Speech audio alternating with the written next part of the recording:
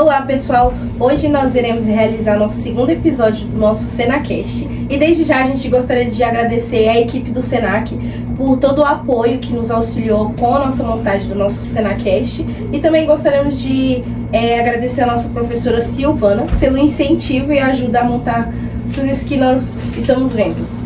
E o nosso convidado de hoje, muito especial, nosso professor Moura, um querido que a gente conhece bem pela sua marca e pelo seu incentivo, que ele nos faz aprender nas suas aulas, na trilha. E nosso tema de hoje será como preparar os alunos para o que vem para depois da escola. E desde já gostaria de falar para o senhor como começou a sua jornada, como o senhor descobriu esse gosto pela sua profissão de professor, e se o senhor teria outra profissão que o senhor gostou antes ou depois da sua jornada, sua estrada. Obrigado pelo convite, me sinto lisonjeado por estar aqui fazendo parte desse projeto de vocês, um projeto com certeza magnífico, promissor, né? A voz de vocês que está passando pelas ondas aí da internet e abrangendo tanta gente. Quero dar os parabéns por vocês terem essa disposição de aprender nesse curso, esse tipo de trabalho tão moderno e tão atual e tão futurista, vamos dizer assim, né? Tão do futuro. Então, obrigado. Bom, de fato, eu sim tive já outra profissão, que era também no campo da comunicação. Eu gostaria até de pedir desculpas, que eu gostaria também de deixá-lo no anonimato, mas sim, eu tive uma profissão antes, amava, adorava e era comunicação com o público também. Mas aí quis, né, os fatos, as coisas que vieram acontecendo na minha vida, me conduziram, me levaram a fazer a escolha pelo professor em sala de aula. E confesso que no início foi muito assim desastroso, foi complicado, porque os primeiros dias de aula eu não tinha experiência em sala de aula, tinha experiência com palestras, com essas coisas, mas não em sala de aula. Foi um desastre, eu não sabia como lidar com a turma, como passar algum conteúdo, não é, como me entrosar, então foi muito difícil, é tanto que eu conto aqui como experiência, que nos primeiros dias, teve um dia, inclusive, eu voltando para casa, eu voltei chorando. Porque eu digo, e agora, o que é que eu vou fazer da minha vida? Não consigo dar aula, não sei, não tenho a linguagem apropriada, e eu voltei quase que desesperado, né? Eu digo, não estou disposto a fazer outro concurso. Foi aí quando me veio uma palavra do filósofo grego Sócrates, onde veio na minha mente uma frase que ele diz assim, e é muito conhecida por sinal, conhece-te a ti mesmo. Porque no fundo eu estava querendo dar aula como os meus colegas diziam que era para ser, então eu não era eu mesmo. E aí me veio essa frase assim, eu fiquei pensando, peraí, realmente amanhã, a partir de amanhã eu vou tentar ser eu mesmo, eu vou ensinar como eu sei, como eu aprendi, como eu gosto e etc. E foi assim um divisor de águas. A partir daquele dia até o dia de hoje, eu confesso com muita simplicidade, eu tenho muito entusiasmo, alegria em ir à sala de aula. Eu gosto de estar em sala de aula, eu gosto de ajudar os alunos a abrir os olhos para o seu futuro a partir da educação. O senhor acredita que essa questão de você ser você mesmo, hoje em dia mudaria alguma coisa na nossa educação? O pensamento das nossas juventude, dos nossos pais, das pessoas até mais velhas, governadores, presidentes? Isso. Olha, na realidade, como a minha área é filosofia, eu entendo que você está fazendo uma pergunta, eu diria, ontológica. E ontológica significa dizer a revelação própria de um ser. É o que ele é por si mesmo. E então, quando se trata de pessoas, apenas dá para dizer que o ontológico dele é ser humano. Agora, nas ações, nas escolhas do dia a dia, isso fica assim muito complicado, porque teria que ver caso a caso, pessoa a pessoa, o que ela tem mais tendência, mais facilidade, mais gosto, seria descobrir isso. Mas aí eu me permito então já entrar diretamente no fato de que, como eu entendo e faço no ensino médio, pensando que o menino vai terminar aquele estudo, né? Acima de tudo, há um tempo discutindo, já trabalhei num órgão ligado ao MEC, e a gente lá falava exatamente, perguntava qual é a função de fato do ensino médio. Ninguém sabe de fato para que é o ensino médio, afinal de contas. É como se fosse um sanduíche. Está entre o ensino fundamental e o ensino superior. O que é que ele é, né? Hoje, você termina o ensino médio e deve se perguntar o que é que você é. O que é que você consegue fazer com o ensino médio, em termos profissionais, né? Que formação profissional suficiente o ensino médio de hoje ele oferece? Eu diria, talvez de uma forma imediata, que nada, nenhuma. Você termina o ensino médio e vai fazer subemprego. Vai se realizar, quer dizer, se realizar não, você vai fazer serviços e trabalhos subempregos. É o que ele vai poder oferecer para você. Você faz uma pesquisa salarial e vai perceber que no ensino médio, ou quem só tem o ensino médio, a média salarial, ele não passa, quando ele é muito bom, ele chega a 3.500, né? É o que você consegue com o ensino médio. Então, ele é um sanduíche que está ali, a gente vai dizer que ele, então, seria uma realidade preparatório para aquilo que vai fazer você se realizar profissionalmente, que é o curso superior. Isso é fundamental. Então, nesse meio termo aí, o ensino médio, é que eu realizo minhas trilhas. Então, eu divido as trilhas, o momento de trilha, o tempo de trilha, em dois grandes momentos. O primeiro é onde o aluno vai ter contato direto com vários profissionais. Vários talvez seja um exagero, mas vários corresponde ao que eu posso dar. Então, se eu posso dar aquela quantidade, para mim eles são vários. E várias funções: gari, serviços gerais, médico, policial, PM, advogado, aeromoça, RH, pessoas de RH. Então, várias profissões eu já levei para dentro da sala, para o aluno descobrir, perceber, saber qual foi o caminho percorrido por aquele profissional para chegar onde ele chegou. Se isso tem uma influência da educação ou não. Essa é a pergunta fundamental.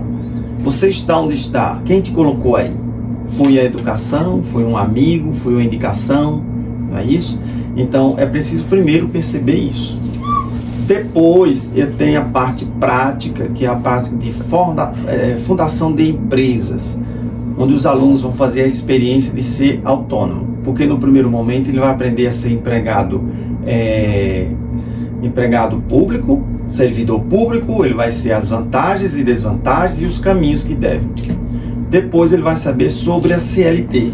Então ele conhece a CLT, sabe os direitos devidos ali na CLT, o que é que ele pode ter, quais as vantagens ou não, sendo um empregado de empresa privada.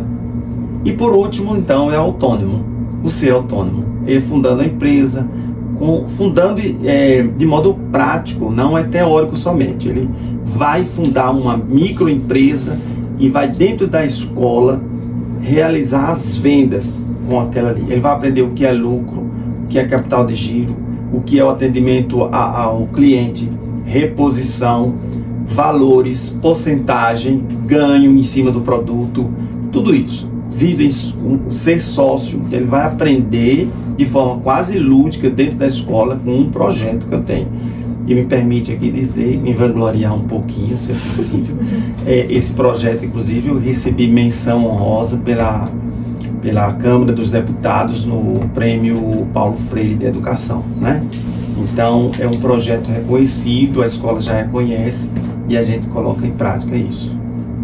Como a gente já está bem por dentro do assunto, eu vou fazer a nossa primeira pergunta. Na sua experiência, qual é o maior erro que os jovens cometem ao pensar no futuro profissional? Aí você tocou num assunto de fato nervoso. É um assunto que eu discuto em sala, discuto na minha casa, pergunto a vários profissionais, então existem muitas respostas, né? Essa questão está dentro da ideia que muitos partem de fazer o que gosta. Você faça o que gosta, faça a sua escolha no fazer o que gosta. E aí eu encontro um paradoxo ou um paredão muito grande entre você fazer o que gosta e você ter os seus sonhos, realizar seus sonhos.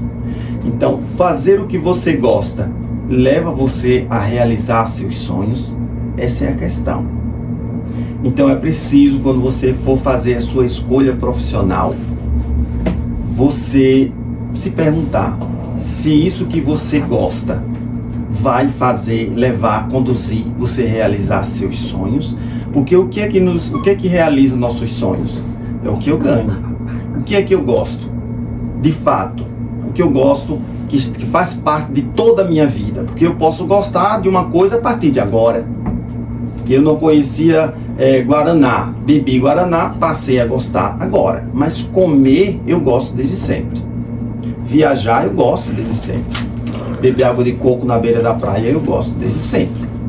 Então eu gosto dessas coisas. Mas para eu realizar essas coisas, eu preciso ter o meu salário. Eu preciso ter o meu dinheiro para eu realizar isso. Então, o que eu gosto de fazer? Se eu for ter uma profissão fazendo o que eu gosto, essa profissão vai realizar os meus sonhos? Eu prefiro entender que nós, seres humanos, somos altamente adaptáveis. Altamente adaptáveis. E os profissionais que eu coloco lá na minha sala, e eu já ouvi pelo menos 2, eles espontaneamente falam assim: eu não sabia nem o que era corpo de bombeiros, não queria saber de corpo de bombeiros, mas porventura, por acaso, se é que existe o por acaso, mas enfim, num dado momento ela teve que escolher ser bombeira. Hoje ela diz o seguinte: não se vê fazendo outra coisa. Então ela aprendeu a gostar de uma coisa que ela nem conhecia. Eu encontrei um técnico de enfermagem que ele não podia ver nem sangue.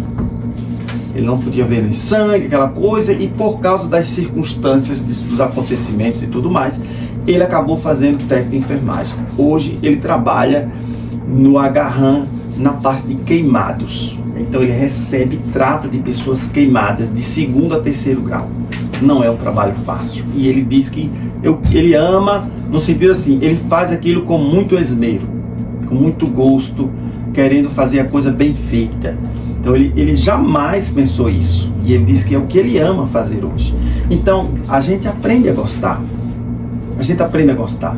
Então quando for escolher a sua profissão, se pergunte desse jeito: você vai fazer o que você gosta, mas o que você gosta vai realizar seus sonhos? Quais são os seus sonhos? Viajar, passear, ter uma casa boa, um carro bom. Quais são os seus sonhos? E o que você vai fazer profissionalmente só porque gosta? Isso vai realizar seus sonhos? Eu sei que é uma questão muito complicada. Então eu estou lançando aqui não como resposta. Eu estou lançando aqui como um terreno fértil de discussão. Porque hoje em dia existe muita essa dúvida, né, dos jovens, se vai pelo dinheiro ou se vai pela paixão, né? Sabe, se escolhe, se pensa no futuro, se pensa no antes, depois, se aquela profissão, ela pode até não existir mais, né? Porque com o avanço das tecnologias, da IA, cria essa incerteza, né? Exatamente. Me permite dizer, eu convidei um psicólogo para minha sala. E eu queria que alguém falasse isso de forma realmente para corroborar com aquilo que eu penso, que eu afirmo e coloco como discussão, que é isso que eu acabei de falar. Então ele disse exatamente isso. Ele fez psicologia, adora e é realmente uma profissão tal, mas ele estava fazendo no momento TI. Mas por que você desistiu da psicologia? Porque, olha, não estava atendendo, realizando, não estava conseguindo realizar meus sonhos pela psicologia. Era uma área muito difícil, então ele não estava conseguindo sair e etc. Então ele estava deixando a psicologia, que era uma coisa que ele fazia porque amava e dizia que gostava. Porém, passou a fazer outra profissão porque não estava conseguindo realizar seus sonhos. Vamos para a nossa pergunta 2. Quais as habilidades, práticas e comportamentos todo jovem deveria sair da escola sabendo? Eu só sei filosofia. O que é que ele vai ficar sabendo em biologia, em química, em física, em história, em sociologia? Isso aí, para mim, seria muito difícil. Mas é interessante você colocar isso, porque eu não vou dizer especificamente de cada disciplina, mas o que eu vou dizer agora talvez sirva para todas as disciplinas, porque é o que eu descobri e é o método que eu faço. E acho, entendo pela experiência, pelo que eu ouvi de alunos, que tem dado certo. Eu preparo a aula de filosofia a partir de duas questões, 2 objetivos, aliás. Eu tenho 2 objetivos com a aula de filosofia. Faço essas perguntas que você fez aí. A primeira que eu faço é o seguinte: o que é, para ele entrar na faculdade, o que é que ele vai ser cobrado nesse conteúdo? Então eu vou ensinar Heráclito. O que é possivelmente vai ser cobrado de Heráclito numa prova desse rapaz que vai entrar na faculdade? Então eu já coloco isso. Segundo, se ele não for entrar na faculdade, o que é que de Heráclito é possível ele conversar com os colegas lá fora? Então, se ele não quer entrar na faculdade, ele vai conversar com as pessoas. Então eu forneço para ele conteúdo. Então eu pego de cada tema, entendo pelo estudo, pela análise, pelo que eu já fiz, pela experiência, pela conversa que eu tenho com os colegas, pelas as questões que eu leio que caem nas provas, porque eu tenho um site que fico lendo lá, olhando as questões de filosofia, centenas. Então já tenho uma ideia mais ou menos do que eles perguntam. Então é em cima daquilo que eu digo, é isso que ele precisa. Então é isso que eu passo. Então daquele tema eu coloco no máximo 3 pontos que eu entendo que, se forem perguntar para ele numa prova, uma daquelas pontos de Aristóteles, de Heráclito, de Parmênides, de René Descartes, sei lá, qualquer pensador do existencialismo, de qualquer coisa na área da filosofia, eu entendo que aquilo ali eles vão perguntar. Mas, como já disse, faz parte da vida dele. Aquilo ali também faz parte da vida dele. Ele não vai fazer prova, mas vai falar, conversar, dialogar, debater, ouvir jornal, ler livro. E quando ele encontrar aquilo ali, ele vai saber onde ele viu, onde ele aprendeu. Então eu entendo que as disciplinas, todas elas, geografia, matemática, porque essa é a grande questão que tem na educação de hoje. Nós temos um currículo gigante que o aluno não usa ali 30%. Então, enxugar esse currículo, a gente sabe que, inclusive, foi uma das tentativas do novo ensino médio. Tentar enxugar o currículo e colocar aquilo ali na vida do aluno. Por que eu estudo isso em matemática? Essa é a ideia que eu aplico na filosofia. Por que você vai ver filosofia? Porque você vai ser cobrado na prova quando for fazer. Por que eu vou ver filosofia? Porque quando você for conversar com os outros no mundo, você tem uma resposta. Pronto, é isso. Falou isso, já não passo mais nada. Não tem porquê mais. Ah, Sócrates se casou ou não se casou? É? Chega a cadeira. Estou fugindo, né? Isso. Esse ponto que o senhor falou sobre essa questão de realmente aprofundar e colocar essa questão do porquê. Por que isso? Porque aquilo é muito interessante. Eu acredito que deixa a aula muito mais didática e dá o interesse que a gente quer.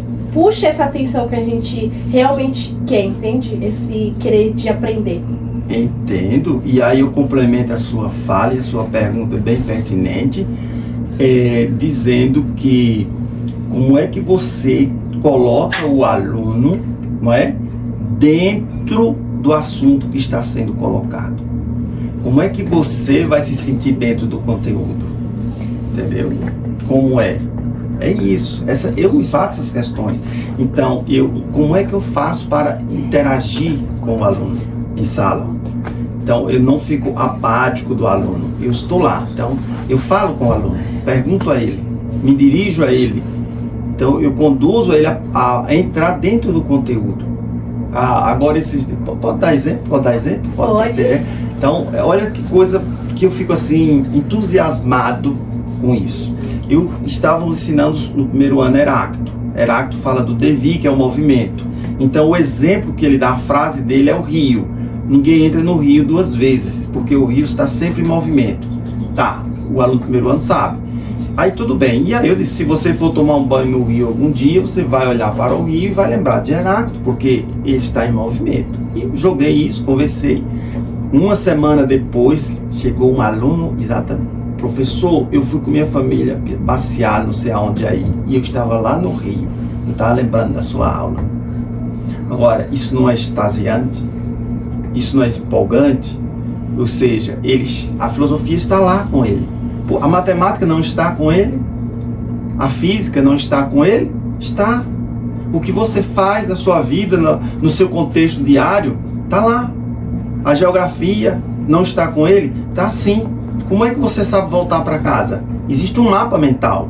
Você segue um mapa. Essa geografia. Como é que você atravessa uma rua e não é atropelado? Isso é física, é matemática. Você tem que calcular a velocidade e distância. Você tem que calcular a velocidade do carro que vem. Você tem que calcular a distância que você tem para percorrer, a velocidade e o impulso que você tem que dar para não ser atropelado. Se errar esse cálculo, foi atropelado. Se vê alguém atropelado na rua, você chega para ele, você errou o cálculo. Ele errou o cálculo da física, da matemática, né? Então, tudo está aí. Toda ciência, ela vem de onde? Da natureza. Você está na natureza? Ou não? Sim. Então tudo está aí. Qualquer coisa que você estuda em uma das ciências, ela está aí na sua vida. Você vai estudar química, você lava prata em casa. Sim. Então, você usa sabão líquido, você usa sabão em pedra, química pura. Você usa água sanitária, química pura. Se você misturar os produtos, o que é que vai dar? Entendeu? Química. Pois então. Então eu entendo isso. Eu entendo que essa pergunta que você colocou está aí. Você trazer o aluno e colocá-lo dentro da sua disciplina. E fazer entender que aquela disciplina, ele não é apático ao que estar aí. Não, ele faz parte dela. Ele vai tomar um banho no rio e vai perceber ali diante dele que existe alguma coisa. Existe uma realidade, existe um contexto, existe uma reação, existe um produto, existe tudo ali. Então vamos para a nossa pergunta 3, que diz assim: por que temas como educação financeira ainda são pouco explorados nas escolas? Que coisa interessante, porque as informações que eu tenho lido ultimamente, acho que muita gente também lê sobre isso, que a educação financeira, ela é fundamental na vida psicológica do indivíduo, seja indivíduo sozinho ou do indivíduo em família, em conjunto. Semana passada, inclusive, saiu o resultado de uma pesquisa onde a cada 10 brasileiros, 7 são endividados. Agora, o governo está tentando mais uma vez aí um programa tentando diminuir esse problema, que é um problema psicológico para muita gente. Dever é, de fato, uma coisa assim, bastante cabulosa. Ela perturba, ela tira a paz, ela arranca o sossego. Não é à toa que os nossos antepassados, nossos pais, nossos avós, sempre diziam bem assim: à noite eu ponho a cabeça no travesseiro e durmo. Em outras palavras, isso significa o quê? Que ele está tranquilo em relação a qualquer coisa possivelmente errada que possa ter feito. Ou seja, ele não fez, está tranquilo. E uma das coisas que a gente faz de errado é no uso do nosso dinheiro. Então isso leva a pessoa a se endividar, leva a pessoa a fazer empréstimos, a comprar o que não pode pagar, etc. Então, de fato, é uma coisa muito dolorosa psicologicamente. Mas o senhor acha que isso é o próprio algoritmo que hoje roda por todo o nosso mundo, que é você sempre gastar e não ter lucro? Realmente o que eu acho, talvez não. Bom, vou dizer o que eu entendo no sentido assim do que se passa. Porque algoritmo é uma coisa tão moderna, né? Tem que acompanhar bem o significado disso aí. Mas o algoritmo nada mais do que ele revela aquilo que já é antigo dentro de um sistema que seja de uma economia capitalista. Não é novo falar, por exemplo, a frase famosa de que o capitalismo é selvagem.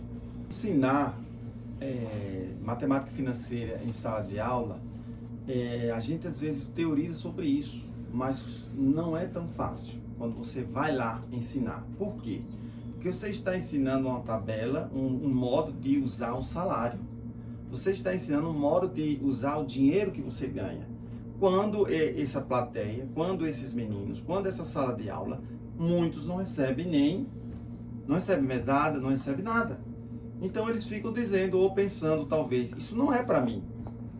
Não é para mim. E como os jovens em geral, eles são muito agora, o futuro, as perspectivas não estão assim tão presentes na vida deles, porque eles um tanto imediatistas, né? Ele quer o agora, fazer o agora. A tabela financeira ensinada agora serve para quê? Serve para quem? Não é?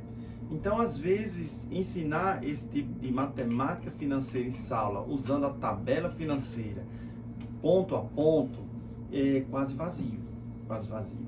A gente só tem apenas que talvez alertar para que eles, no futuro, procurem um profissional que possa ensiná-los a usar a tabela financeira.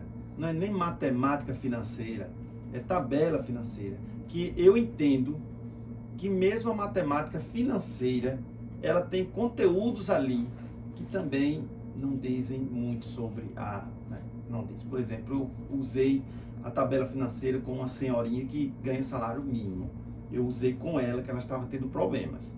Ela não sabe nem o que é juro, mas eu usei a tabela com ela, tirei ela daquela situação complicada financeira. Mas ela não sabia nem o que era juro, nem nada, mas só usando a tabela. Então, às vezes, tem coisas ali, juro simples, juro composto. Isso é para quem realmente tem uma formação, um interesse muito mais bem preciso sobre aquilo que está fazendo. Então, muitas vezes, o próprio conteúdo de matemática financeira, ele fica flutuante diante da necessidade do aluno. Já puxando assim de fora, e o que o senhor diria sobre o incentivo com o Edmeia? Aí é outra questão, porque esse não é a primeira tentativa do governo de incentivar o aluno a estar em sala. Então, veja bem, o incentivo, ele é muito interessante, mas as coisas têm que ter objetivo, tem que ter a finalidade, ele tem que ser completo. Você não pode só ir até a metade. O que é que falta nisso? Falta cobrar do governo aquilo que é mais importante para o aluno. O importante para o aluno é estar em sala de aula.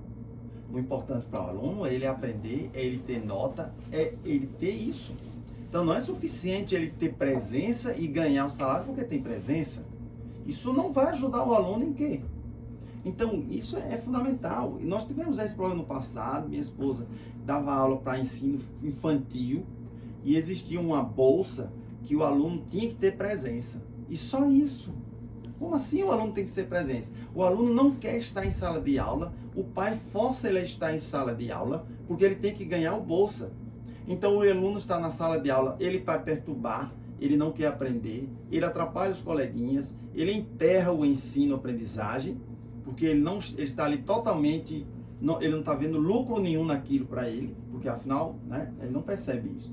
Então, esses incentivos, eles são interessantes, são sim, mas eles têm que ter um retorno que realmente condiga, não é isso? Agora eu atrapalhei até na frase, né?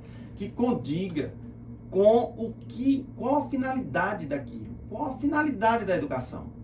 Qual a finalidade da educação? É estar só em sala de aula? Não é. Então, o aluno tem que demonstrar desempenho. Ele demonstrou desempenho com notas, desempenho com presença, desempenho com disciplina, ele vai ganhar a sua bolsa, o seu pé de meia.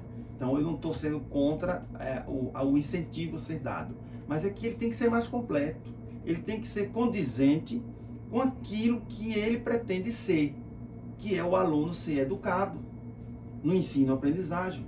E para isso ele tem que estar em sala, para isso ele tem que ter disciplina, para isso ele tem que estudar, para isso ele tem que ter nota. Então, tem que ser um pacote completo. É nesse sentido. E é nessa aí que eu entendo, né? O meu entendimento, mesmo que seja pouco, é que há uma falha. Sim. Vamos para a nossa quarta pergunta. Que conselho você daria para um aluno que está perdido sobre o futuro? Olha, isso é uma pergunta tão fundamental. Esse tipo de pergunta eu fico ansioso que alguém me faça para qualquer outra coisa que seja ainda mais do que isso.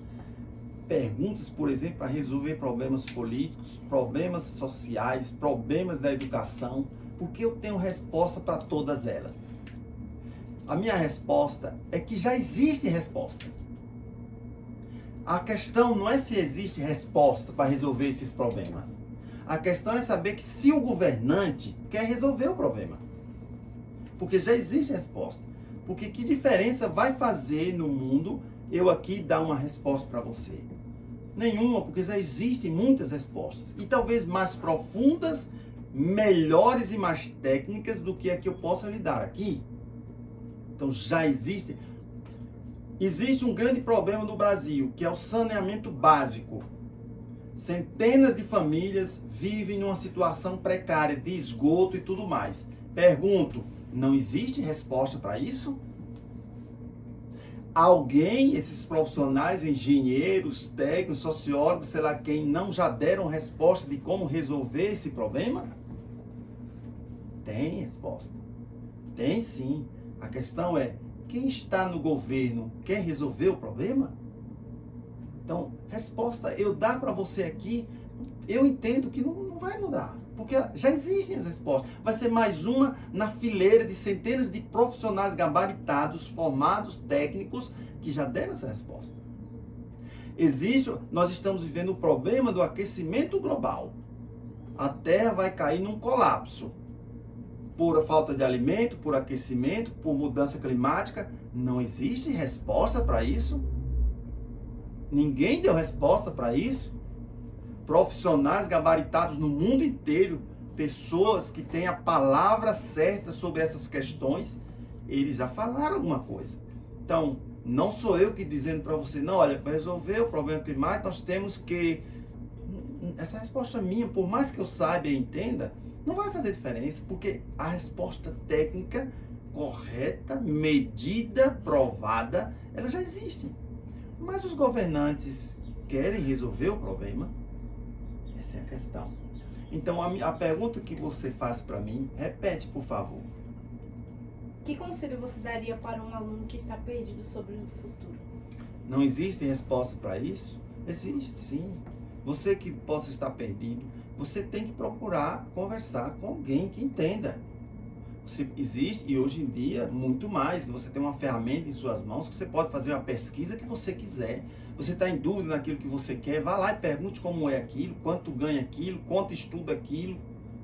Então, você tem que se mover, você tem que se mexer, você tem que ir atrás. Existem as respostas aí. Você pode encontrá-las hoje muito facilmente. Mas você tem que ir atrás. Você tem que buscar, tem que perguntar. Pergunta ao professor, pergunta a um profissional, vá numa... Entende? As respostas estão aí. A questão, novamente eu digo, você quer realmente ouvi-la? Você quer realmente sabê-la? Você está disposto a fazer o que a resposta te manda fazer?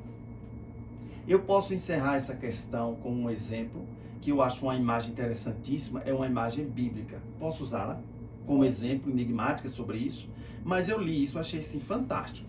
Diz que lá tinha um jovem que olhou o jeito como Jesus ensinava e ele ficou encantado. E ele diz bem assim, poxa, surgiu em mim o desejo de seguir, fazer tudo isso. Então ele tem um problema. Ele tinha que, resolver seguir aquilo. Ele queria seguir. Ficou entusiasmado, achou aquilo muito bonito, achou que aquilo ali resolveria muitos problemas de muita gente e tudo mais. Então ele foi se oferecer. Disse, Jesus, que legal isso aí. Eu posso então seguir vocês aí nessa evangelização? Aí ele disse, sim, pode. Para você fazer isso, você vai, vende todas as suas riquezas e vem me seguir. Aí lá, não, aí não dá. Aí para fazer isso aí não dá. Voltamos à questão. Existem respostas? Existem. Você está disposto a segui-las? A fazer o que ela manda fazer? O governante está disposto a resolver esses problemas? Ou ele não resolve porque não tem resposta? É falso. É falso. Já existem as respostas para todas elas, para todos os problemas. Mas está disposto a isso? Sim. Nossa, forte. Bem explicativo. E para os pais? Qual é o papel deles nessa escolha? Fundamental. Ou já foi fundamental. Porque a nossa experiência como professor é que os pais não compreendem que eles têm que ser firmes diante dos filhos. Porque a gente parte do princípio, eu vi uma frase num barco uma vez, andando lá, acho que foi no rio, né?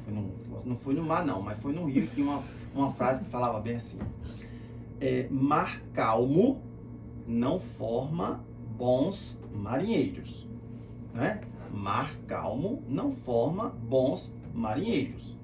E a gente como professor se encontra muitas vezes com pais que são muito calmos, condescendentes, muito generosos e condescendentes com o erro de seus filhos. Eles não conseguem resolver, eles não conseguem criticar no bom sentido, eles não conseguem dizer não, ou seja, é um mar calmo. E um mar calmo não forma bons marinheiros. Os pais são sim muito importantes. Eu já vi pais que chegam na escola esbravejando, muito valentes, com uma coisa que o filho fez de errada. Ele fez errado, mas ele vem em defesa do filho errado. Ele não vem corrigir. Ele não vem ajudar a escola a corrigir o filho. Não, ele não aceita que o filho tenha sido corrigido. Então, esse mar calmo que os pais criam para os filhos não forma bons marinheiros.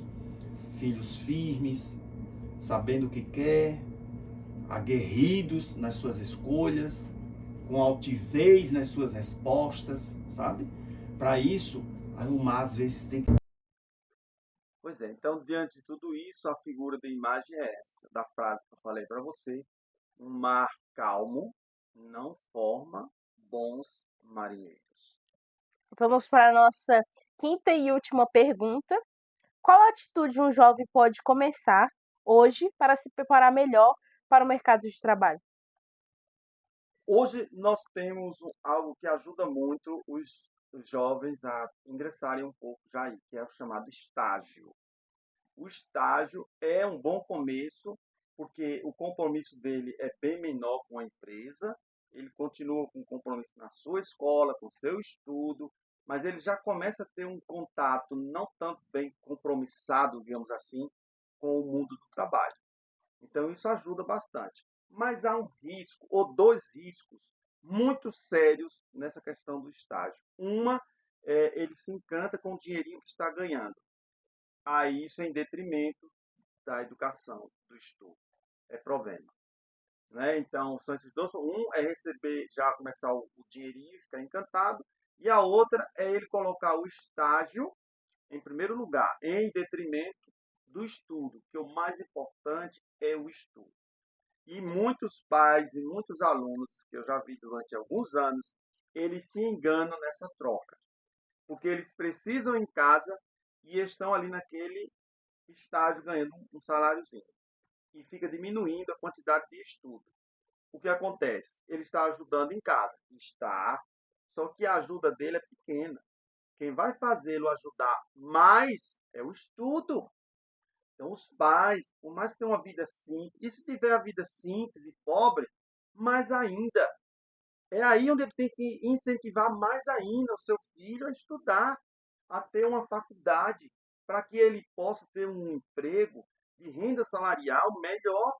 Ele vai ajudar mais do que ele ficar só naquele subemprego ou só com o ensino médio. Eu falei para você no início, a média salarial de ensino médio é R$ 3.000 no máximo, 3.500. Se ele faz um curso superior, ele pode, além de concurso, ele pode achar os empregos onde o nível salarial é muito maior. Muito maior. Então, enganam-se os pais que acham bom aquele momento do filho estar ajudando em casa, com pouquinho dinheiro que ele ganha do estágio, e dá muita importância a isso em defasagem da educação. Está errado. Tem que incentivar ele a estudar. Quanto mais pobres, mais deve estudar. Porque, como já dizia o antigo grego Platão, já dizia na sua obra A República, quanto maior o estudo, melhor é o seu trabalho. Quanto maior o estudo, melhor o seu trabalho. Pesquisas recentes confirmam, corroboram isso, quando dizem que a cada ano de estudo que você tem, você diminui as possibilidades de violência, de pobreza, de fome dentro na sua vida. Então, prepare seus filhos, incentive seus filhos que eles devem estudar. E você que estuda, não deve largar o estudo, deve insistir, porque o futuro para você será bem melhor do que o presente dos seus pais, se você se dedica aos filhos. Obrigado. Queria agradecer a todos vocês pela essa imensa companhia e a todos vocês que vão assistir. Quero agradecer também novamente ao professor Moura por estar aqui com a gente, por ter demonstrado um pouco dessa sabedoria sua grandiosa sobre esse tema. E peço para vocês que ativem o sininho, por favor, para que você possa ir acompanhando nossos próximos episódios e que você possa deixar bastante comentários. Eu sou a entrevistadora Yasmin e espero que vocês tenham gostado um pouco sobre o nosso bate-papo.